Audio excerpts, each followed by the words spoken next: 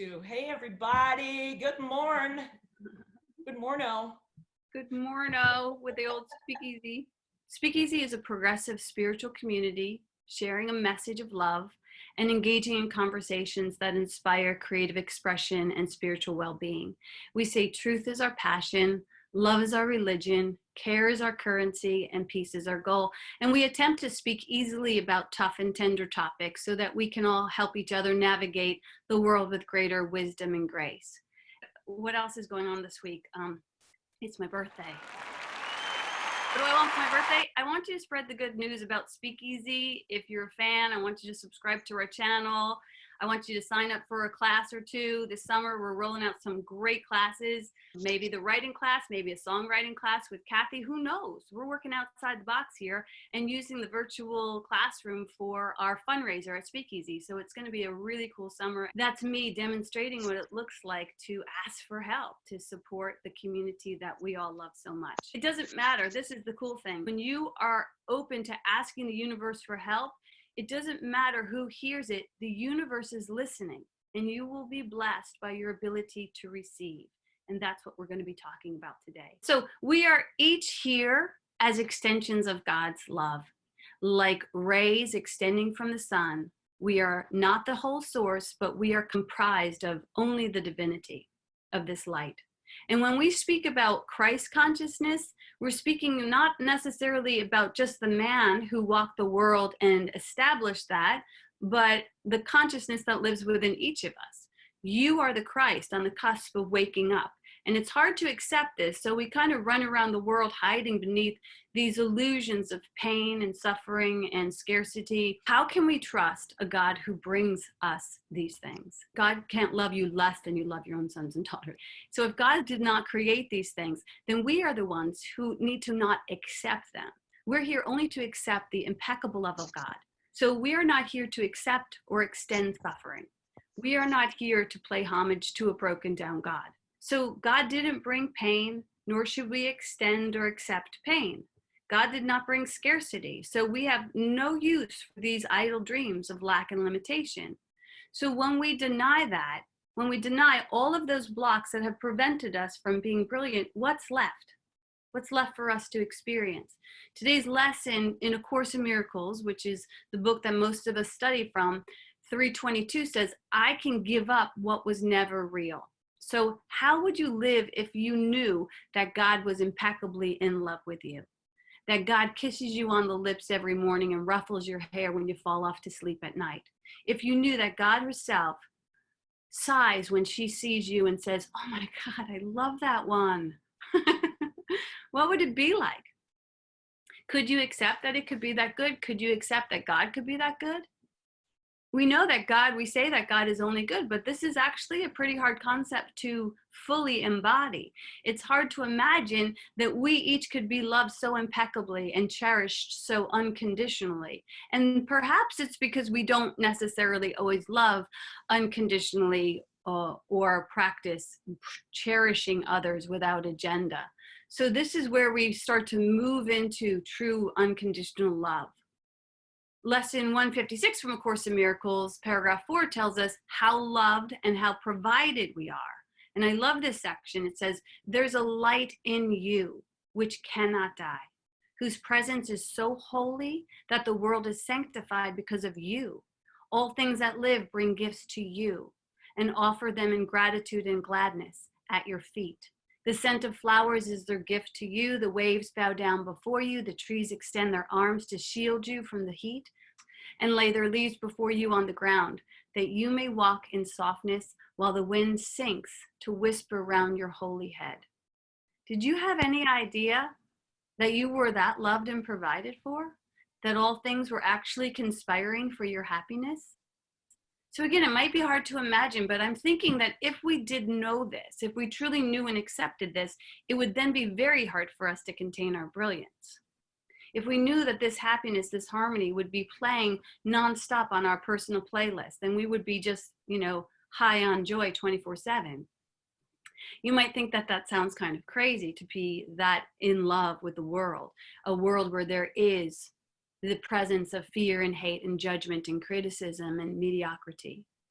those things seem like the norm in this world. It would feel a little bit crazy, even though it's the most natural thing in the world for us to love, to live in love.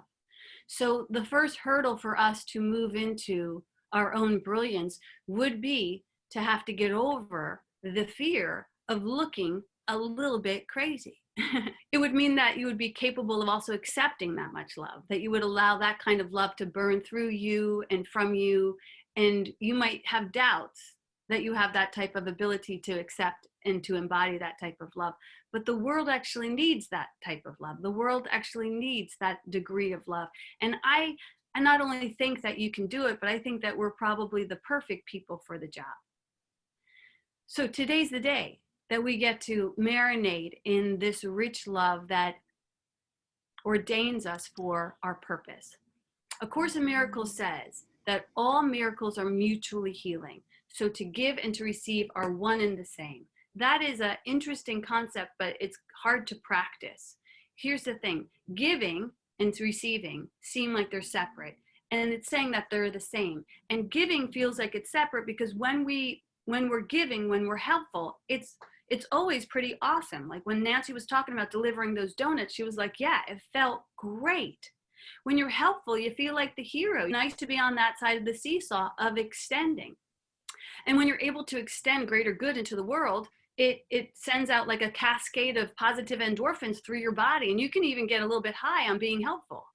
What's interesting is on the other side of the seesaw, when it comes to receiving, when it comes to getting help or asking for help, it's like, oh, it's like not fun. It's like cringeworthy. It makes us feel vulnerable and shameful and stupid and weak. And at least it's what it looks like under the ego's definition. Maybe you've mastered a greater degree of asking and receiving help, but I know for most of us, this is a blind spot and a block. So you got to give the equal sides your attention. You got to be available to give and to receive. Most people really don't want to be on the receiving end, and we chase it off with these ideas of, don't worry about me, I'm fine. I'm good, don't worry. And we kind of hang from a hair and we don't tell anybody what's going on. And we've all been guilty of this kind of reverse ego. It's good for us to learn how to be open to greater good. Could you see if extending help and receiving help are the same two ingredients in one idea? Could you see that they're both separate sides of the same coin? So we get to kind of master both of those sides of the coin and be okay with playing whatever side we're given, be okay with sitting on either side of the seesaw. And we might even be helpful in destigmatizing the act of asking for help. Because in many cases that I've seen, maybe you've seen it too, the act of not asking for help and not receiving help is literally killing people. Those of us who have danced with mental health issues or addictions or stress or loneliness, which seems to be boiling on the front burner these days, the thing that sits between their life and their death is the act of asking for and receiving help. So if we practice it before we get into a tight corner, it could be quite helpful. And we might even start to consider that maybe asking for help could be a spiritual practice. If it is a spiritual practice, it's for sure my new least favorite spiritual practice. But a spiritual practice is anything that erodes the ego. And so that's what makes a good spiritual practice. In Ram Dass's film, Becoming Nobody, he joked that the title of his book, How Can I Help?, should have been titled, How Can You Help Me? Because he ended up in the last chapter of his life having a stroke. And after many decades of being so helpful to so many people, he had to move into allowing himself to be cared for. So that was a beautiful and vulnerable chapter. So much trust was needed, so much tenderness was required for him to make the transition of, helper to that which needed to be helped. And it was an interesting, if you watch the movie, it's an interesting and very humbling and holy classroom. And I came to think to myself, like, as this amazing teacher, as this great teacher who helped expand our universal consciousness of love, his greatest teaching may have been his swan song, where he taught us how to be helped with grace. So practicing the art of receiving help is to be receptive. It means to be open and responsive to other people's input and other people's ideas.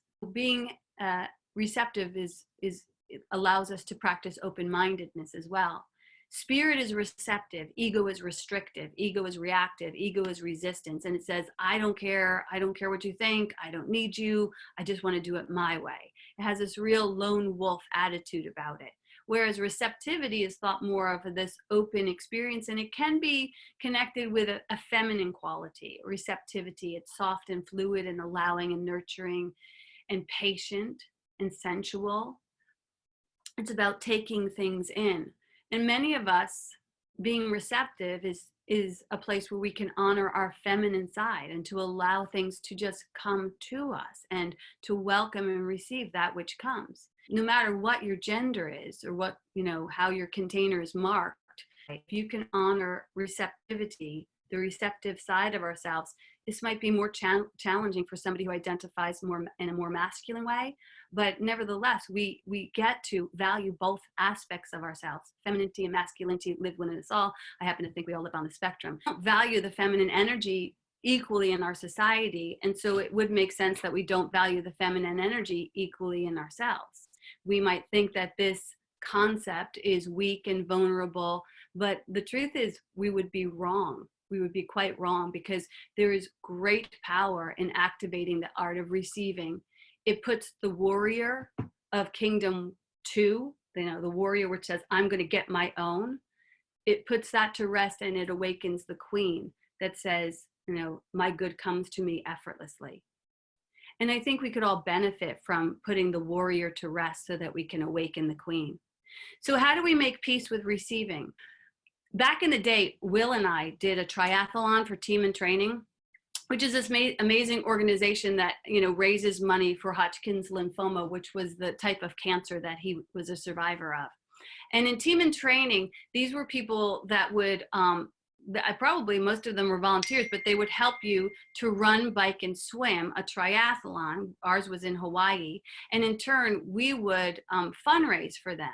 And they would also actually train us for fundraising. So when we were signed up for that, I went in there to be helpful. I was there to be helpful. I was going to run, bike, and swim.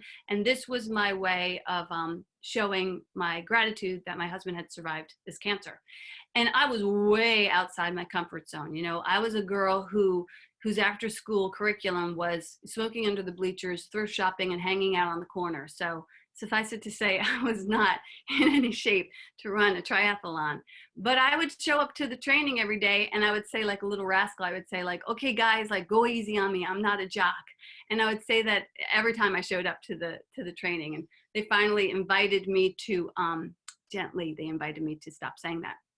But we would meet up twice a week, and we would work out with a bunch of other people. And some of the other people were in less shape than me. Like, some of the other people actually made me look like an Olympic athlete, And I'm not judging. I'm just telling you the truth of what was happening. Some people who signed up to run this triathlon, to run, to bike, and to swim, didn't know how to swim.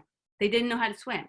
So we got front row seats to seeing this beautiful dance of trust that happened when one adult allows another adult to teach them how to swim. It was a beautiful display of vulnerability and trust, a stunning exchange of love. But every single person, by the end of this 3 or 4 month training, was absolutely equipped by the time they were done with us. We could all swim, we could all run, we were ready to do the triathlon. But there was one more step that some of us were not capable of taking. We were required to fundraise. We had to go out and raise money. We had to essentially ask people for money. We had to ask people to support us. And after all the uphill running and all the blood and sweat and tears, the step that was the hardest to take was asking people to support us. And this step almost prevented a few of those people from getting to Hawaii. So it was interesting to watch that these people wanted to help. Some of them had lost children to this cancer. Some of them had lost loved ones. Some of them were survivors. they really wanted to help. They wore their heart on their sleeves. They were doing everything they knew how to be part of the solution. Maybe they were there to express some of their grief, but they were there to help, and they couldn't receive help from other people. I remember that I probably would have had a problem with that too, but my husband's a great writer, and he had this beautiful journey that he took. So he just wrote a letter. That's all he did. He wrote a letter and he sent it out to everyone he knew that what we were doing, and the checks just came in, and we ended up raising more than enough money to get both of us to Hawaii. And he ended up taking that money and giving it to other people who didn't make their quota. And I remember how hard it was for those people to accept the money. It was just interesting. It's an interesting thing to watch, you know, that we went through all of this conditioning, and the hardest thing was just being in acceptance. So for many of us, that's the hook, you know, that's where it's universally accepted Achilles heel up and hobble us and co-sign crippled consciousness. So is it possible that in our lives, we're blocking our own good, you know, in some ways that we're not even aware of? And that the good enough mentality is actually not good enough? Is it possible that when we allow ourselves to be helped, that we're actually being helpful to the whole? It's sometimes hard to accept that we're even deserving of it. It's hard to accept that there's no lack in God.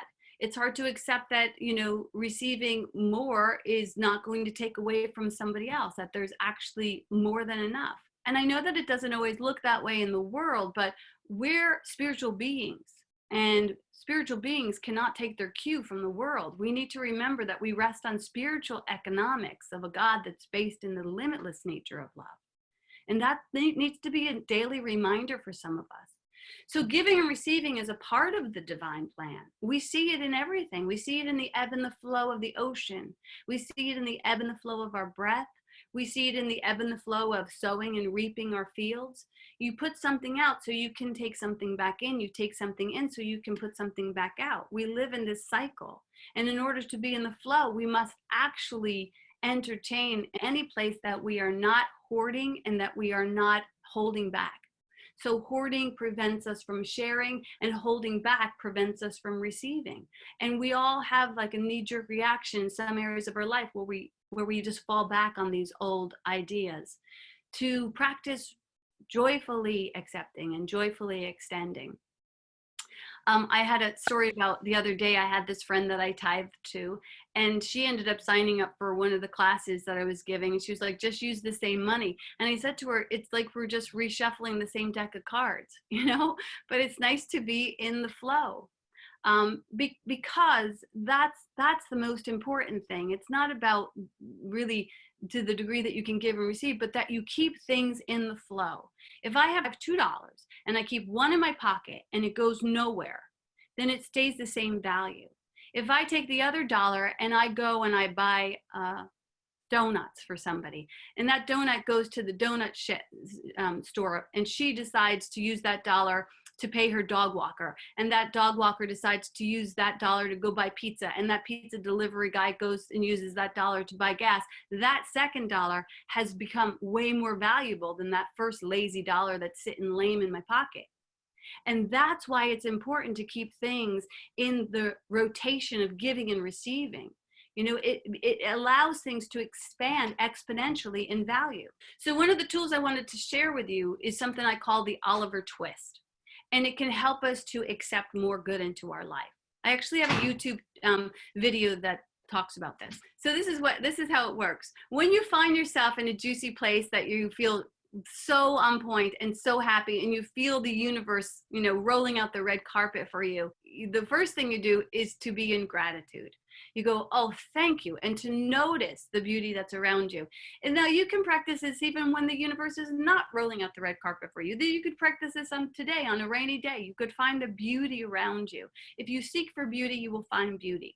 So you allow yourself to seek for beauty, you find beauty, you give thanks for beauty, and then you take a deep breath and you just hold that in your heart, and then you say, more please.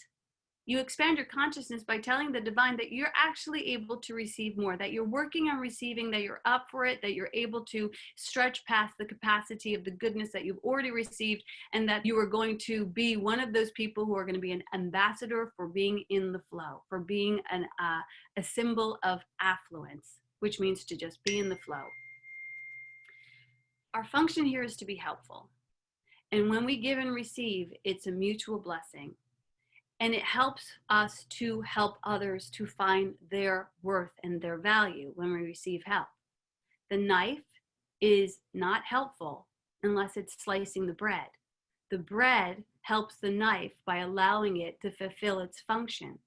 If there's no bread, what would the knife do? This is the same with you and me. My being helpful to you is actually very helpful to me because I see and experience what I was designed for. My allowing you to be helpful gives you a sense of purpose. When we say I'm here only to be truly helpful, we need to give this idea of only being truly helpful like the full weight of its benefits. You know, I get to be helpful and I get to know my purpose. I could throw away all of those books on my bookcase that says, find your purpose. Who are you? Who are you here to be? What color? I could just be helpful and find my purpose. So every time you get to be helpful and someone says, thank you, you could say, no, thank you. I'm getting to see who I'm really designed to be here. And when you do that, miracles will happen and beautiful things will unfold. I'm going to close with this story. The other day, we were struggling with my son, Liam, who had a couple of papers that were due in school. And my husband and I were both already run thin. And they were philosophical papers that he had to write. It was pretty heavy stuff. And my daughter Billy happened to have this friend named Jeremy who loved this stuff. He loves it.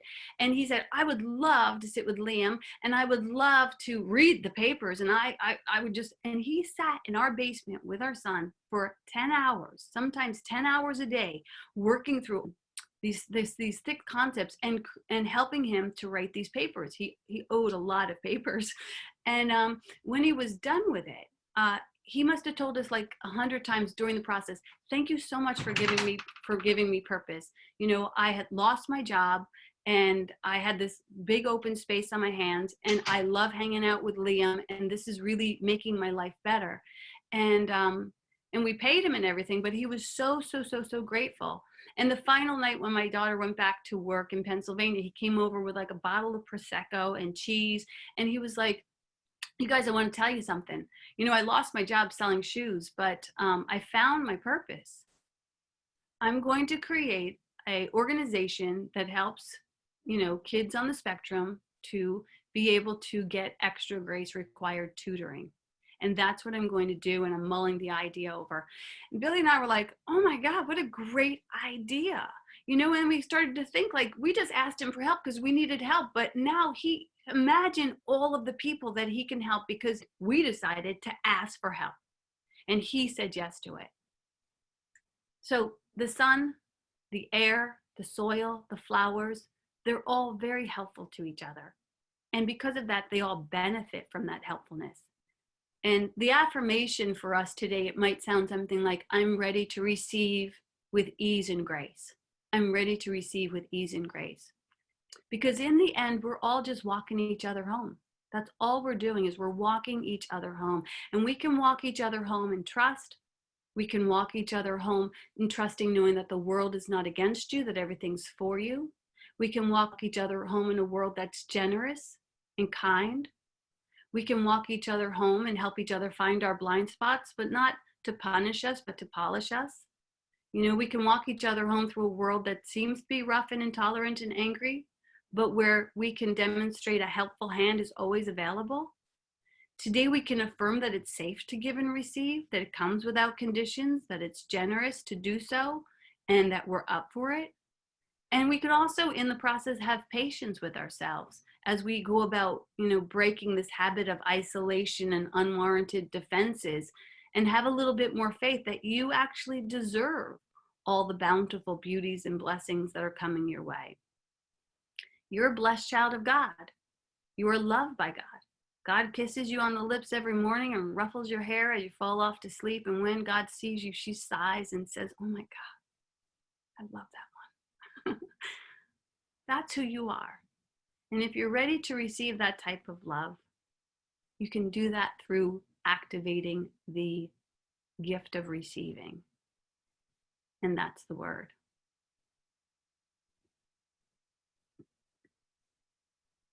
You want to do a song, Kathy? I do. I'm going to go live on Facebook for this song. There you go. Hey, yay. Hi, everybody. Good morning. We're in the middle of SpeakEasy Sunday, and I thought I would just go live for the Facebook people who maybe have never tuned in to our Zoom call every Sunday morning and give you a little idea of what happens.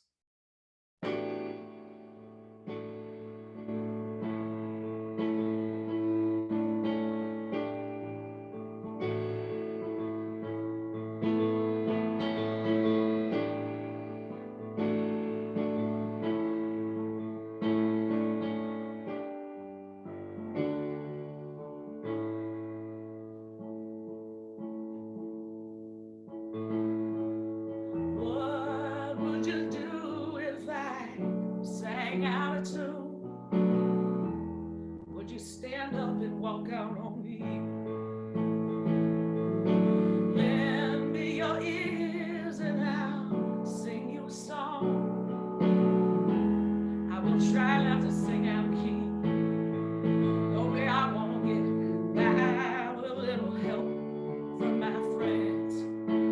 All I need is my friends. Don't you know I'm gonna get high with a little help from my friends.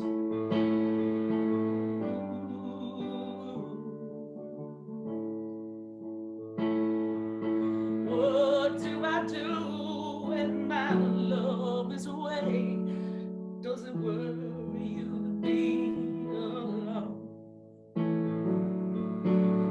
How do I feel by the end of the day? Are you sad because you're on your own? No, I get by with a little help from my friends. All I need is my friends. I'm gonna get by, gonna get high, a little help from my friends.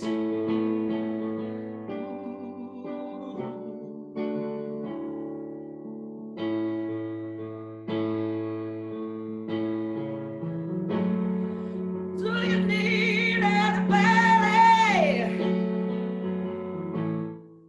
I need someone to love. Could it be anybody? All I need is someone. Oh, oh, oh,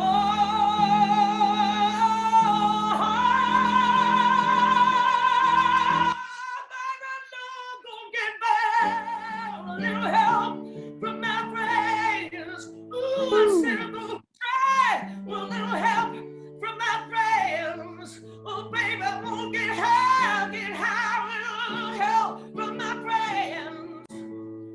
Ooh.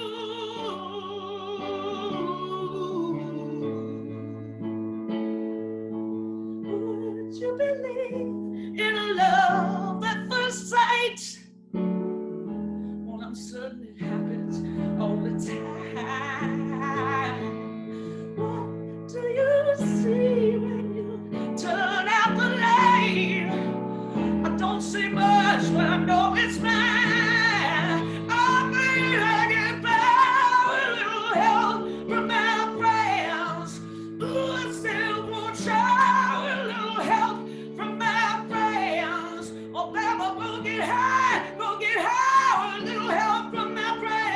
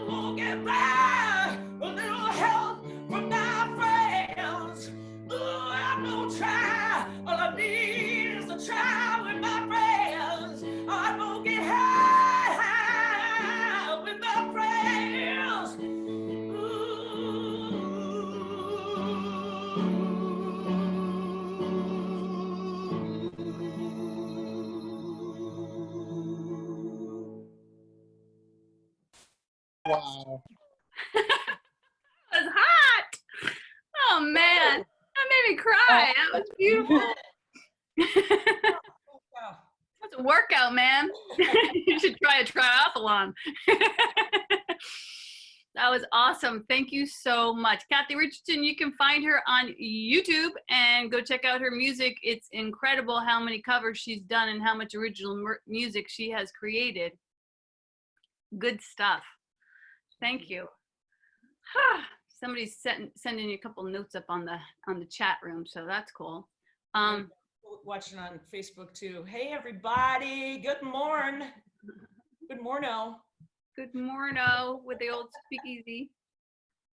So right now we get to do Pam. You can do the giving announcement, but you don't have to do everything because we're gonna have the town hall meeting afterwards. So we'll do that now, and then we'll have a conversation about giving and receiving. Okay, this is my weekly practice of asking for help. I'm just starting to get a little bit comfortable with it. We want to thank you personally for joining us as you continue to do each week, and we're just really happy to have you as part of our community. If you've been here before, you know that part of what we do is pass a virtual basket to honor the law of giving and receiving.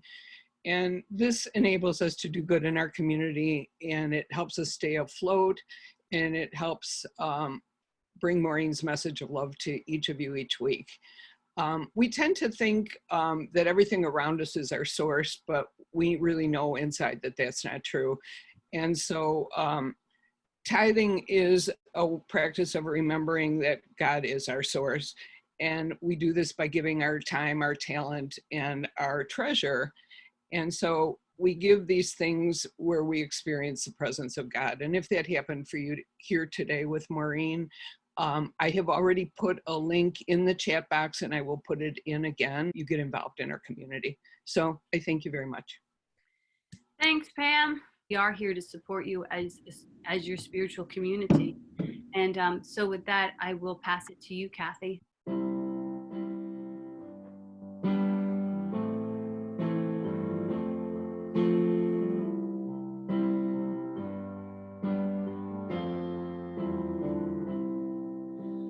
Find myself in times of trouble. Mother Mary comes to me, speaking words of wisdom, let it be. And in my hour of darkness, she is standing right in front of me, speaking words of wisdom, let it be. Let it be, let it be, let it be, oh, let it be.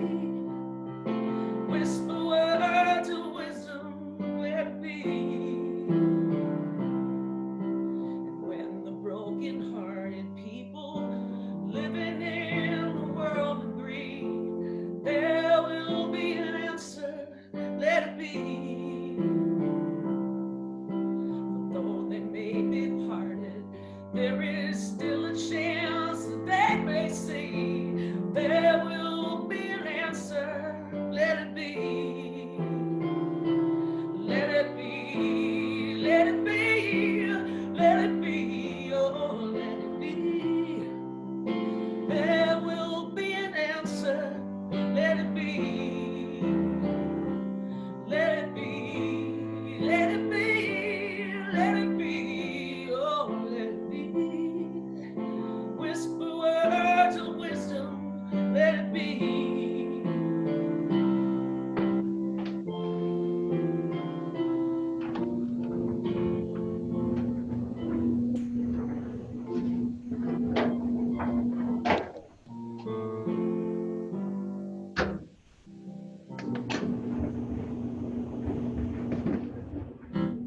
Let it be, let it be, let it be, oh. Whisper words of wisdom, let it be. And when the night is cloudy, there is still a light that shines on me. Shine until tomorrow, let it be. I'll wake up to the sound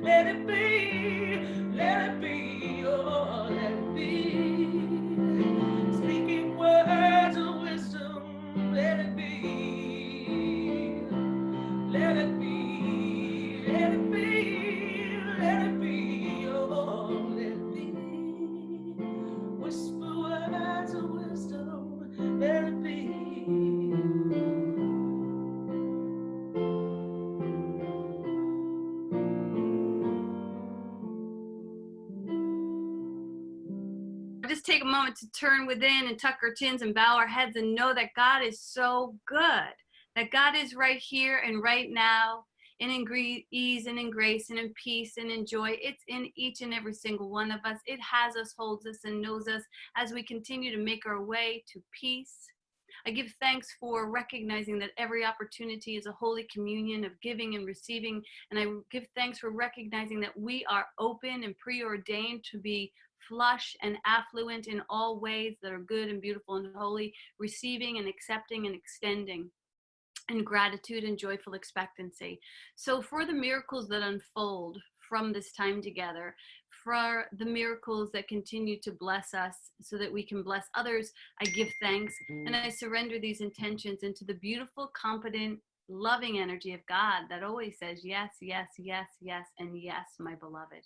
And so I simply let it be, and together we say, and so it is. Amen. So it is. Amen. And have the best day ever. Thanks. Best day ever. Bye. Bye. Thank you all.